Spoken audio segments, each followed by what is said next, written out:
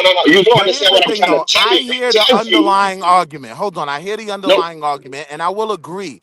that when immigrants come into America, they have to, acquiesce to what America wants out of them if they want citizenship. The difference is, though, many Black Americans, we don't have to subscribe to that. So don't believe when Vovo tells you that we all pledged allegiance to the flag. No, many of us were raised in the same mindset of Sharif Mahmoud Abdul Rauf, right? Black man who refused to pledge allegiance to that flag and his career was ruined. He made a choice and he was forced to sacrifice his career.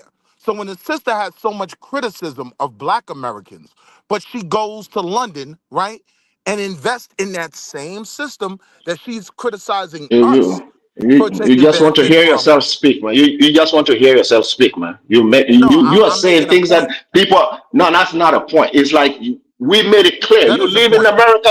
You pledge allegiance to America. Nobody's against you.